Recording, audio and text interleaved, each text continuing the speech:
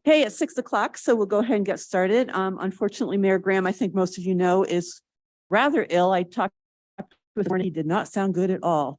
And I also have to tell you that the reason I'm wearing a mask is because I did test positive for COVID. I am strictly following CDC guidelines. I isolated and masked now. But I will tell you, I got arrogant about wearing a mask in public. 2 weeks post Thanksgiving, I was very arrogant. So I would advise everybody to continue wearing their masks at the appropriate times. Did you say you tested positive for COVID? Last week, yes. Last week. Yes. I isolated for the recommended time, and now I'm wearing my mask for the recommended time in accordance with CDC guidelines. Do you have any symptoms? No. Oh, thank you. Trust me, I would not have showed. No. I would not have showed up today. I read all the CDC guidelines, and I've been, yeah. So, okay. So let's get going. We'll call the meeting to order at 6:01. And I'll go ahead and do the roll call. So John Graham is excused. Judith Chandler. Present. John Chada. Here. Julie Wolf. Here. Natalie Johnson. Here. And Michelle Weatherholt. Present. Great, thank you. Do I have any comments on the agenda? Anything to add or subtract? We only have one item tonight. Hearing nothing, we'll go ahead, and since this is a work session, we've only got one item on the agenda. And so the good news is it'll probably be a hopefully not too lengthy of a meeting. We're not looking for any records, but nonetheless. So with that, Hannah, I believe you're presenting this topic for us this evening.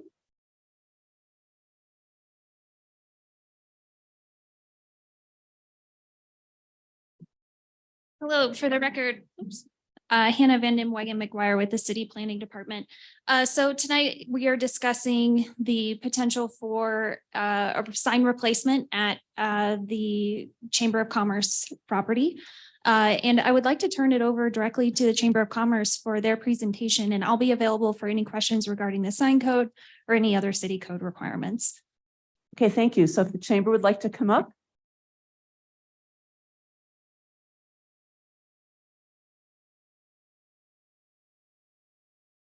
And although you've done it, both of you, many times before, if you would give your names and your address, and making it clear that you are representing the Chamber of Commerce, not as a resident of Manitou. Farley McDonough, 621 Columbia Road, Colorado Springs, 80904, and I am president of the chamber currently.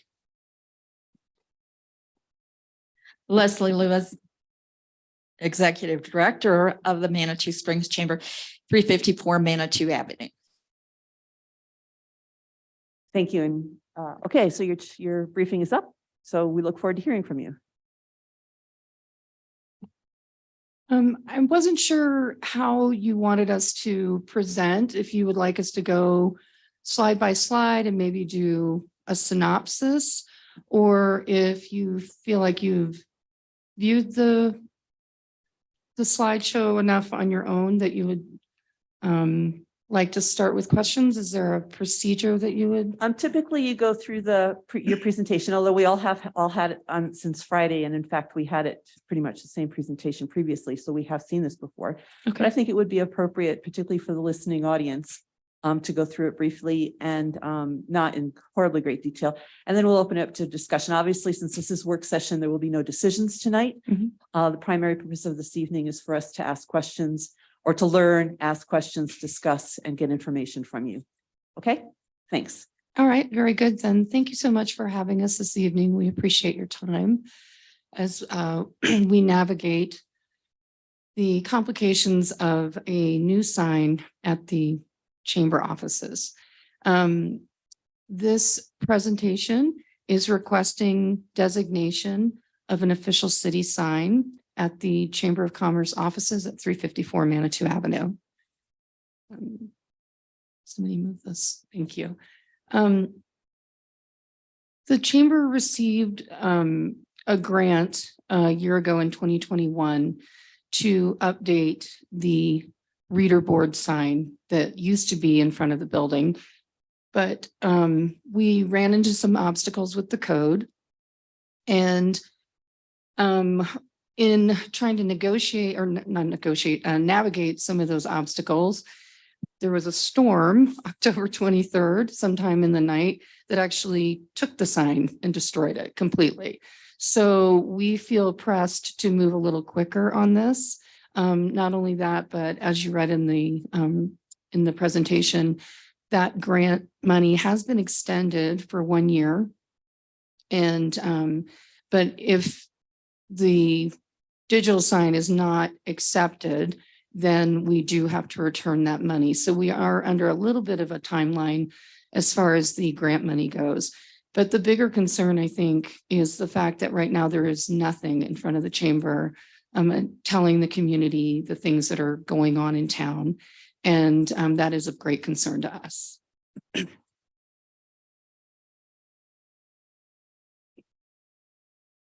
You can go to the next slide. I think I combined two.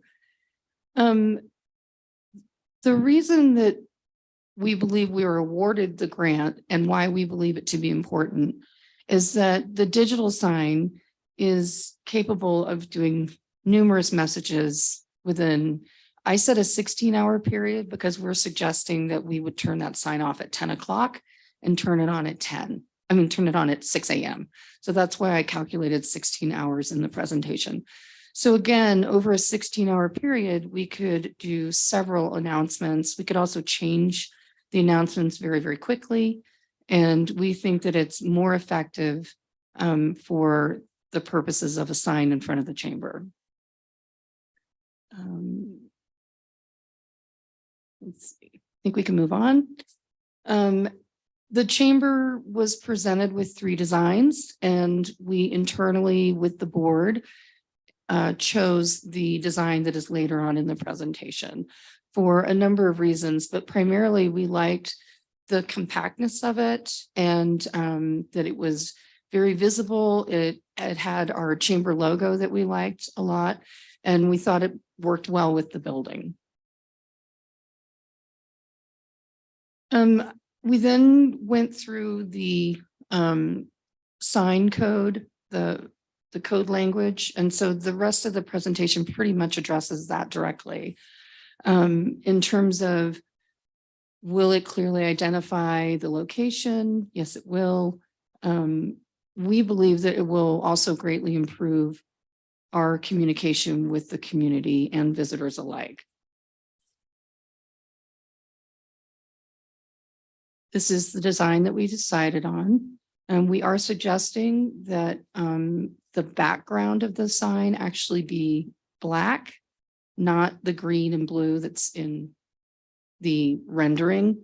We think that that would be less, I guess, glaring or.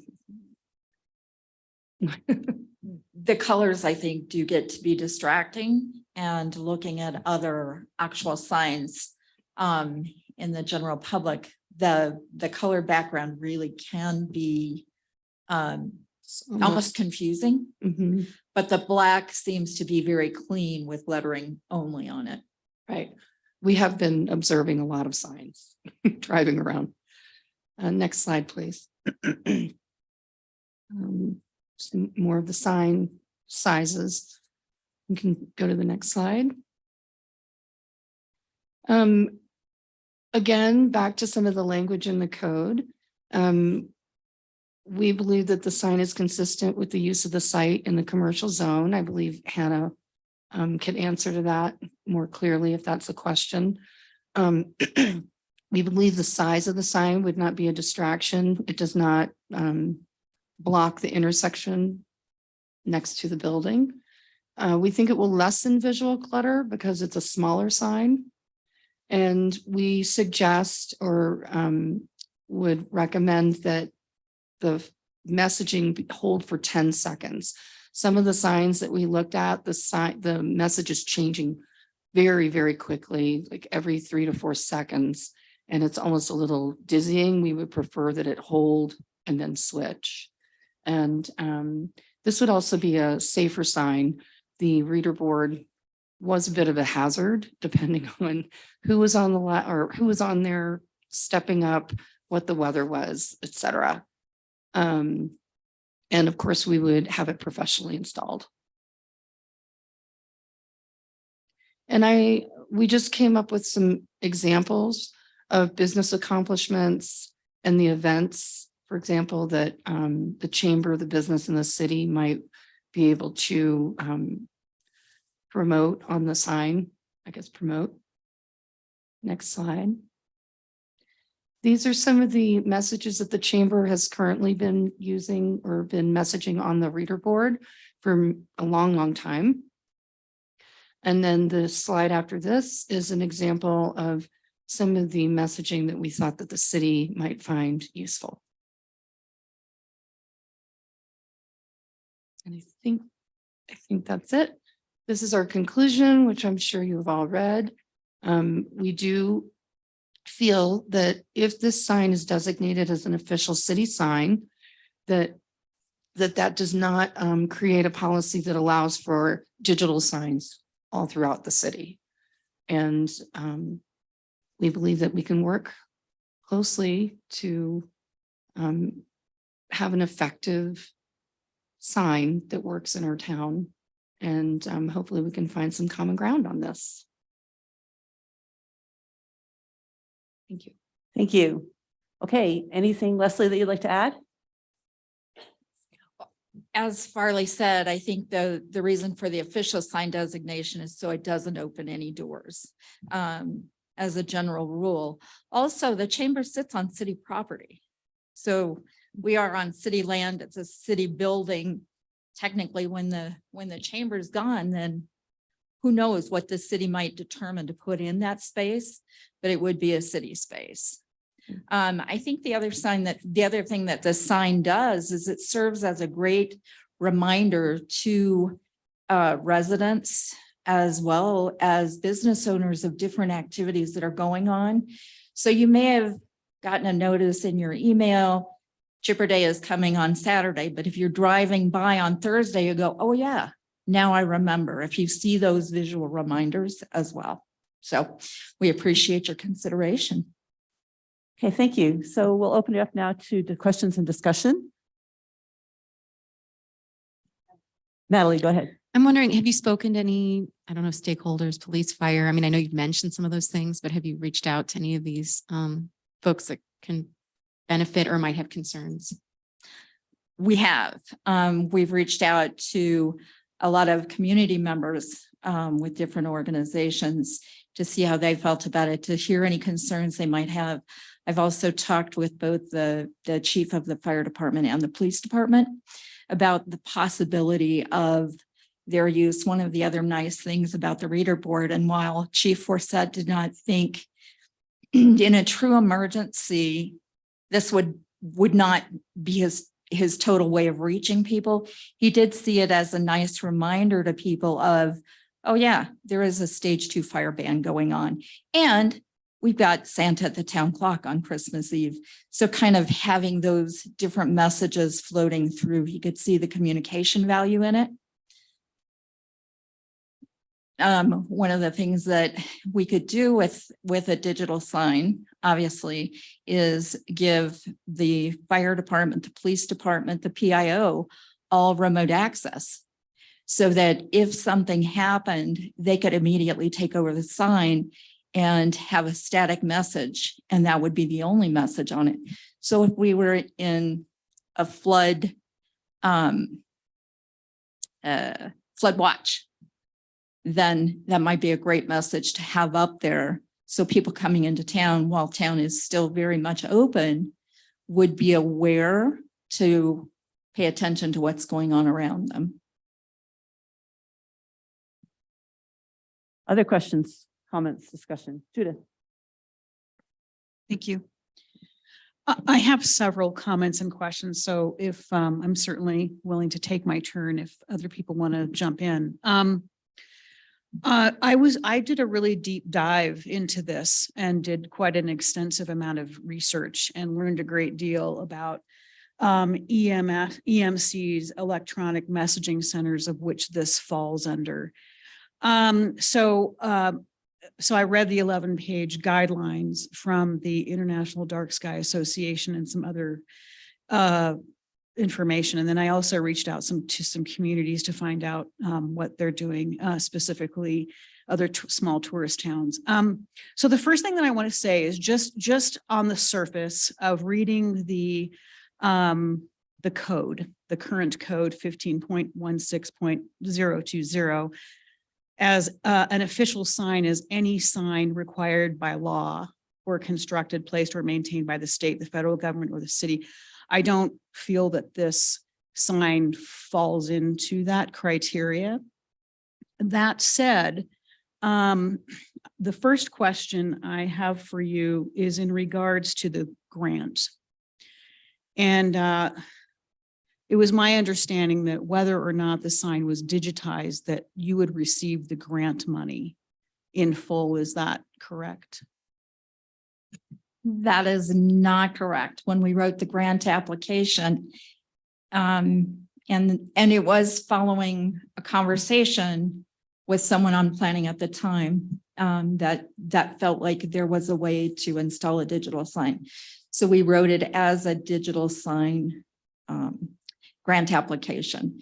So when Hannah had started and did not believe that it was in her authority to grant the official designation to allow for a digital sign, I did go back to El Paso County and spoke with them and asked if we could, in fact, still use the funds for a reader board and just replace with a new sign.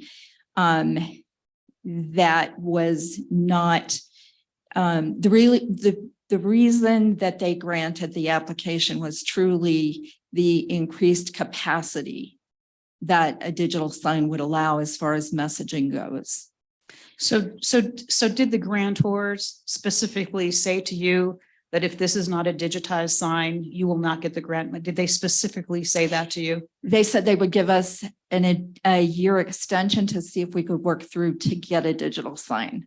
They never, they said they didn't believe that as a reader board, it would increase that capacity, which is the reason the grant was given. So it's very much my understanding from them that if we cannot go to a digital sign, we will have to return those funds. But you really, it sounds like you really have not had that conversation. It sounds like I'm not convinced that, so at the time you went to them, it was for a digitized sign, which our code does not allow. And then when you went back, there was some conversation, but I'd love to see something more substantial, like in writing, specifically stating that if this is, I'm kind of surprised that would be a stipulation of the grant money. When she asked how we could justify the increased capacity through the same type of sign, that led me to believe that we would have to return those funds. But you don't know for sure. It led you to believe that you'd have to return, but you don't know for sure. No, because then she did ask if we could, in fact, go to council and see if we could get the digital sign instead, and gave us the year extension to do that. Okay. And so did you ask the question, hey, if we can't get a digitized sign, do we still get the money? I did not. That has not. Okay. So right now you've been awarded $50,000. If the council does not agree that this should be a digitized sign, how much would this sign cost the city if it was a reader board type of sign based on the design that you have presented? The estimate that we got from the sign company for a what do they call it? Like, kind, and quality, I think, was 26,000 something. Okay. So thank you for that. So I do want to just point out that after having read the entire International Dark Sky information, this association specifically puts out guidelines to minimize the impact. It states specifically that there are potential serious impacts, some of which we may not know yet. But I do want to read a very small paragraph in this packet that we were given tonight. And I'm quoting the IDA specifically. Electronic billboards can be up to 10 times brighter at night than traditionally lit billboards. and can be harmful to the nighttime environment. LED lights from EMCs cannot be shielded, so the light emitted is flooded into the night sky, which wastes energy and contributes to light pollution.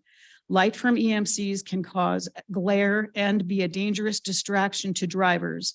In some cases, EMC lighting can be visible from long distances and may affect breeding, foraging, and orientation behaviors in nocturnal wildlife. So I just want that read into the record because I really do always try to consider all sides, right? Is this really an essential sign that must be digitized? And is a digitized sign something that represents the core values of Manitou being a small tourist-driven economy? So I looked out to some other, I Googled, cities in Colorado that ban digitized lighting or EMCs. Denver banned new signs in 2019. Salida bans these signs. Buena Vista bans these signs for this very reason. And that's as far as I got, but that is to me concerning. I find the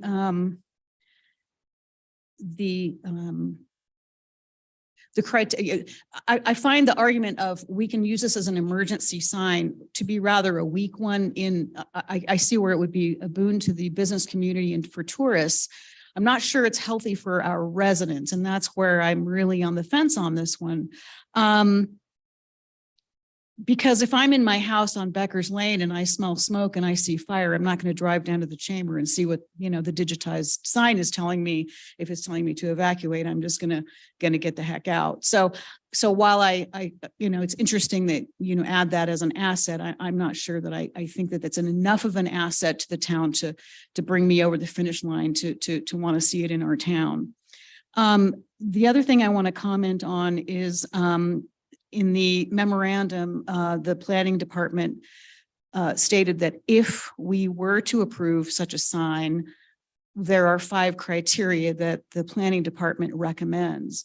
But and maybe this is a better question for Hannah, that, future councils can look at this and go, well, we don't need the 5 criteria. We decided that's just unnecessarily and we can get away with it. So my concern is opening Pandora's box and putting a digital sign up there in the first place, even if there's quite a few criteria to restrict it. Because I don't have confidence that in the future that's going to be necessarily the standard that future councils will hold us to. And the last thing I want to say is I did get a phone call from a resident today, and they had a recommendation that if the sign, whether it's digitized or not, is installed, they would like to see the word historic on the sign, like the original sign. I think your new sign either does not have the word historic or it has City of Manitou. I don't know. I've seen 2 iterations of it, but that was a comment. And I thought that was worthwhile to bring up because this person said, well, this is our brand, this person said. So I just wanted to put that out as an idea. So I'm very concerned about these signs. We don't know a lot about them, and I'm going to go look into seeing what more communities are doing and why they're banning these from town. I'm not convinced that this is necessary. So I think I'll leave it at that and pass it on to other council members. Thank you. Thank you. Other questions, comments? Hearing none, I do have several, many of which were answered or already asked, but of course I have more. My first one is to Hannah, actually. Based on our ordinance, I would agree with Councillor Chandler that it's unclear if the official sign, if this really qualifies as an official or could qualify as an official sign. So does it in your interpretation? And if not, does council even have the authority to grant a waiver to this requirement? Thank you, Councillor Fortune, for that question. So the determination, as I recall from our city attorney, was that it would be required by the city council to make the determination that this was a city official sign. So the need or the finding would be that this is necessary for X, Y, and Z purposes. But the one caveat was that it had to say City of Manitou Springs on it. And so the version that's attached to the packet does contain that language.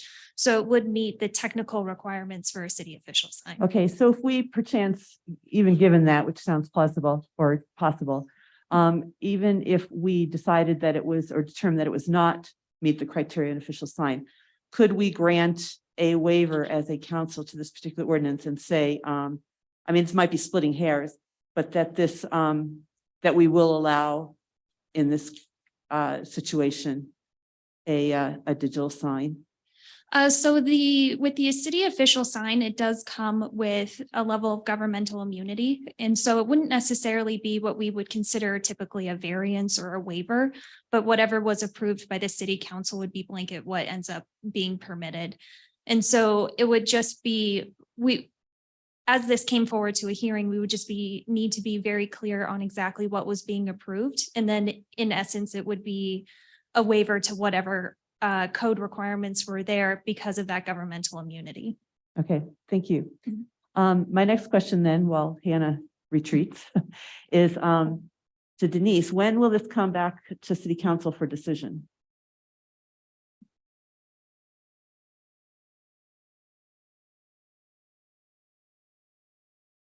Let me look real quick while you do Okay, that. I'll continue then. My next question is to Chamber, and that is, what other alternatives were considered? I mean, there's, in my mind, I thought that there was some sort of a sign that did not light up, that you could actually light, but nonetheless had, that you could put on, you could light up from above or something, but it had, you could type in the message, but it wasn't backlit or lit like what I'm assuming this sign is going to be. It's more like white and black lettering on it that you can know.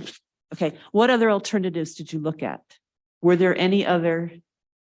No, the two options we've looked at is doing the digital sign. And we did have 3 different designs when we began that process. 2 of them used the previously existing framework, which is no longer an option.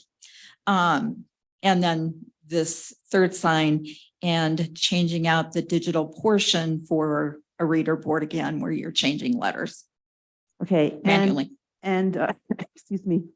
So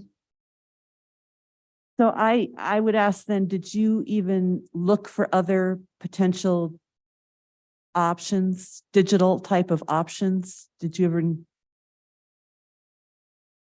And I can't clearly describe what I'm seeing in my head for this, so I don't know if it exists, but I think it does. So I'm just asking if you had looked into anything or just went to 1 or 2 companies. We went to 3 different companies, companies. and looked at signage that could be changed by computer from a remote location.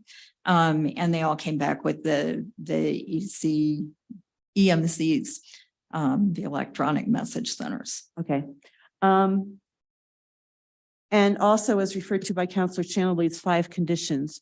If we were to approve this in some way, would you be capable of meeting all of these conditions? Because I know that you weren't crazy about at least one of them, but would you be willing to meet these conditions? Well, And certainly able to? 4 of them, absolutely. That the one condition that we had concerns about was any kind of business recognition. And so, for instance, LeGrand Accents just celebrated 20 years. I think that's an accomplishment to be recognized. Or when the Heritage Center does the Brew Festival, because that's a specific company that heads it up, we wouldn't be able to put that event on the board unless there is some modification of that requirement. We would never promote a business, oh, so-and-so's having a 20% off sale today. Nothing like that, but there might be a holiday market at Commonweal or Pots by the Pound at Commonweal. Those 2 immediately come to mind. Commonweal Arts Festival, because it mentions that business in the title wouldn't be allowed by that number 3 on Hannah's list of exceptions. That would be my only concern. Okay. And understandable concerns. However, I certainly understand that the city can't be promoting. It's like promoting a specific business necessarily. So it's between a rock and a hard place. And I also completely agree about the precedent. It is challenging on the precedent. However, I also completely agree with you guys that the messaging on that sign has been very valuable to the community. I'm pleased to hear that both the police, I believe I understood you to say both police and fire support this. We have, as we're all painfully aware, conflicting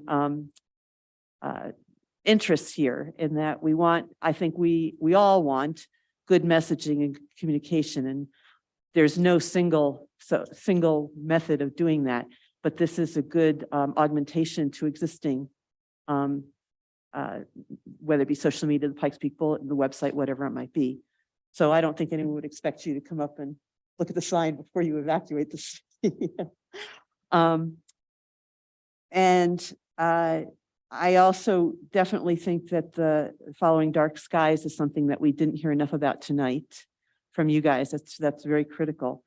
And interestingly, out of the 20 prohibitions on a digital sign or on signs in general, you guys, as I read it, you only conflict with one of them, and that is the digital signage. So how we get around that, looking at what the common interests are is very critical. So I throw it out to the group again. Are there any other issues Denise? I just wanted to let you know, right now, it's not set for a future agenda. I think it depends on tonight and how tonight goes, and then the direction from the mayor or council at that point. Okay. It will require a vote though, as I understand it. Yeah. So do you guys have anything more that you'd like to share with us or ask us? Oh, I'm I have sorry. a quick Natalie, question, but go it's ahead. I think it's to Denise, but Judith had mentioned that a concern that maybe council would undo the recommendations that we made. And I recognize that that could be done for a lot of things that we do, but I'm just wondering if there's a history of that, if that's ever been done before. I don't think in a sign perspective, I'm trying to think of where there is a sign that's been undone, and I don't know when of a sign. But of course, if it's a major condition or if it's a sign, can they come back and redo that, Hannah? I If can it's tell part you of one the sign. vote, they can. I mean, I'm sure we can, but I'm just wondering if it's ever been done. It seems, I don't know. I was just surprised when she said that. I thought we rely on these a lot when we make decisions. So I just found it a little disconcerting. Right. My understanding would be if there were, so let's say that this sign does get approved with however many conditions.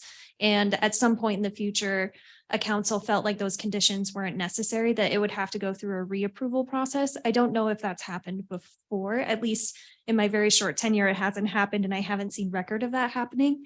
But that doesn't mean that I'm not missing something too. I can look further into it. Yeah, it's surprising how controversial signs can be. Farley and Leslie, did you find something you wanted to ask about? Well, and certainly on the dark sky guidance from the International Dark Sky Association.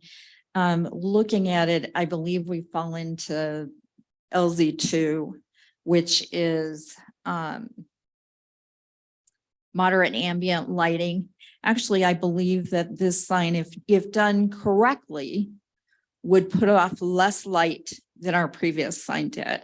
Our previous sign was lit all night long.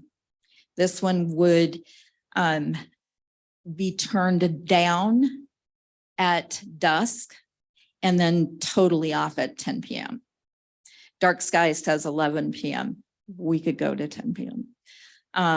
And then turn back on at 6 a.m. They say an hour before daylight by their guidelines. So that's part of their curfew is the 11 p.m. off and the 6 or an hour before sunrise on. I don't understand luminance and what that actually distancing would be, but the sign company would have to be held to that. And so we would follow that LZ2, which is the second lowest lighting level. And then the gradual brightness reduction is where you actually gradually dim it, starting from sunset to an hour after sunset. There's a dimming, and then go down even lower at that hour until it goes off at the whatever designated time that would be. Yes, go ahead, Julie. This might be a question for Hannah also, so don't go far. So if this sign were to be approved and it is a city sign, what I hear you saying is that it would have to say City of Manitou Springs. So the word historic would not be able to be part of this signage. I just want to get real clear on what could be on that sign.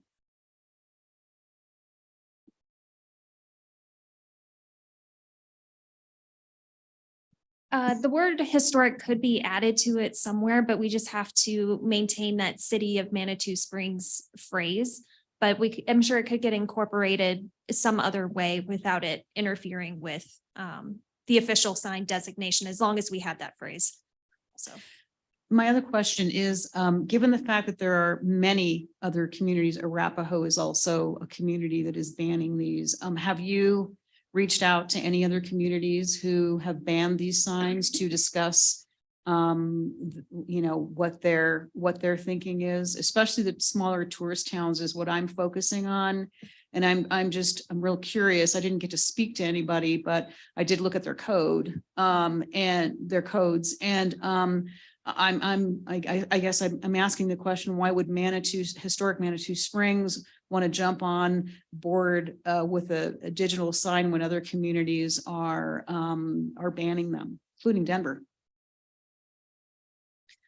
So staff has not reached out to any other communities. Right now, staff's position is to enforce the existing code. So that's kind of why we had to do a switch midway through their process. So if that's something that city council would like staff to do, we can definitely do that. The recommendations came from best practices as I saw them fit. That doesn't mean that we can't move forward with the digital component. There is this avenue of an official city sign, but that kind of comes down to the city council and the direction you would like the city to go. Is that something that the rest of council would like to provide guidance to ask staff to find out why other cities, what the trends are in some of these other tourist cities? I'm not hearing other than Michelle, Julie. The question is would you like to, as a council, provide guidance to staff?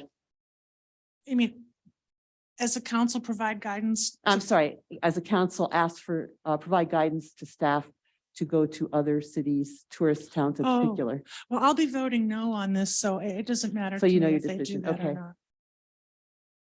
Natalie? John? Okay, so if we could get a bit of guidance on if that's a trend toward or away, Mhm. and reasons why, that would be helpful. Yeah, I can absolutely do that. Thanks. Mhm. Okay, anything else? All right. Then that will conclude our discussion of signs for this evening. Thank you, Hannah. Thank you, Chamber. Thank you very much. We appreciate your time. And just, I mean, you guys have done a lot trying to meet all these conflicting requirements. And I think your interests are very important, because I do think messaging and not having people crawl up on ladders is important. And I think a lot of people, and I've heard pros and cons from various members of the community. So I'm finding this to be a very difficult decision as well. So thank you for all the effort you've put into it, and we'll just ask for a bit more effort before we make our decision. Thanks.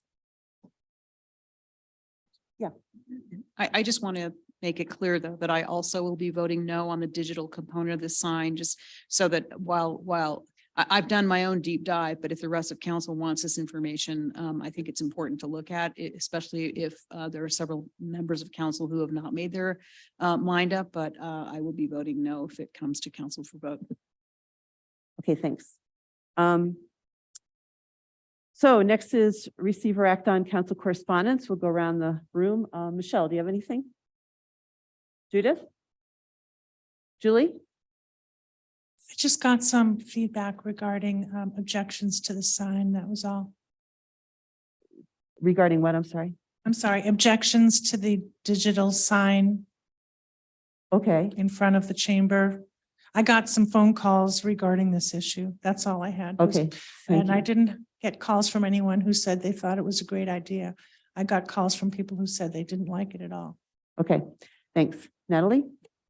This kind of came up via Judith, but I went through a 2-hour training on school board evaluations, and I thought it was really interesting. And if council's interested, I would be interested in potentially working toward some kind of a board evaluation or a council evaluation, if we'd be interested in that, or if Judith, if you wanted to partner with me on something along those lines. Could you share what the kind of the goals of such an evaluation might be? Sure. I think a lot of it just really recognizes that we're in kind of a precarious role as volunteers in a community, but also there's ways that we can kind of proactively and positively improve our performance as a team. And I think a lot of it is just kind of around, how we want to work effectively as a team. What goals do we kind of want to evaluate on a larger kind of picture scale, maybe quarterly, kind of jump in and say, have we met kind of our target in terms of whether it's training, whether it's communication, whether it's just sort of allowing us to feel like we're actually going somewhere, maybe too, checking off a box. Okay, can I ask council if that's something that they might be interested in asking Natalie to go back and come back with I guess there'd be a cost involved, would there? I mean, not at this point. I think, No? I mean, I Okay. have the PowerPoint and presentation, and if there's enough. So you could information there, do this, you feel? I can at least put a proposal together. Oh, and that's what I'm see if talking about. everybody's Yeah, it's interested. just part of it would be what the ultimate cost might be. Yeah, at this point, Okay. there's no cost. Okay. Yeah. All right. So is that something council might be interested in asking Natalie to do just a little bit more research on? I'm seeing heads. Julia's not. I'm not John? that interested. I'm seeing 4 heads kind of. I am interested, and I would be certainly willing to jump in and partner. I'd love to see something that kind of also combines some of our goals and vision moving forward, if we can do the same, but I'm just asked that we not even contemplate this until early in the new year. Sorry, absolutely. I Thank just you. thought of it because it came up this week and I just went through the training. Yes, absolutely. Okay, so then Natalie and Judith, you might want to get together and talk and come back with us with a proposal. Great, thank you. Anything else, Natalie? John? Okay, and I have nothing, so we'll move on to city administrators report. Just to update council, we do have a sewer leak on Ruxton and it's being worked on tonight. They're gonna temporary make it work, and then tomorrow morning when it warms up a little bit, be able to finish that problem. We are doing a holiday parking discount program. It'll be 2 weeks starting next week through January 1st, where if parkers bring in a toy or food, that they will get 50% return from their parking for the holidays. So again, just supporting the holiday season, but also still having a parking program, so we control parking use. We are this Thursday and Friday, the Public Works Department's going through a SaltWise snow plowing program. So it's training to learn how to best use salt on our roads to protect the environment. One of the things we're looking at is mag chloride, which is a liquid salt, and we can use less of it. Because if you didn't know, about a teaspoon of salt could damage about 5 gallons of water. So if we just throw sand and salt down, it can go down the storm drains, whereas the liquid use less salt as a whole. So we can use less of other salt sand mix. The goal right now is CDOT. We can probably get the item for free as part of the exchange with the salt and sand that we get them from right now. And we'll start implementing that as soon as possible after the training to get control the salt use and help control the ice and things like that. I think that's all I have today. Thank you. Yes, And ma'am. Roy, how is the program on the 50% parking being advertised? So it's going to be on the kiosk. We're going to get with Alex to announce it on Facebook and our media online. What the plan is to put ribbons on the kiosk with a sign that says how it works and where to turn in your food or to the parking office, and they'll do a refund on the spot through the system. And then the toys, right now the plan is to give the toys to the police department to use to give the children in crisis situation, and then the food we will give to the fire department for their donation as they do the food drive every year. Great, thank you. Anything else, Roy? Oh, Judith? Go ahead. Just a quick question on the mag chloride. Is there any literature that I can look at or any downsides to using this? Or I just would like to be better informed personally on the pros and cons of. Sure, I can give you some information on it. You know, magnesium chloride can be a benefit to plants, but overuse, just like any chemical that's in the environment, can cause problems. So with less use of the salt, it's just better because we can control the amounts, but I will get you some information on it. You bet. You're welcome. Thanks, Roy. Denise? I just have one small one. This will be our last weekly report until after the new year. We have a lot of people doing vacations, et cetera. So we will send it out this week and then you won't get one until the 1st of January. Great, thank you. Anything else for the good of the order? We All right. meeting next week? Okay, thank you. We are adjourned then. Thank you.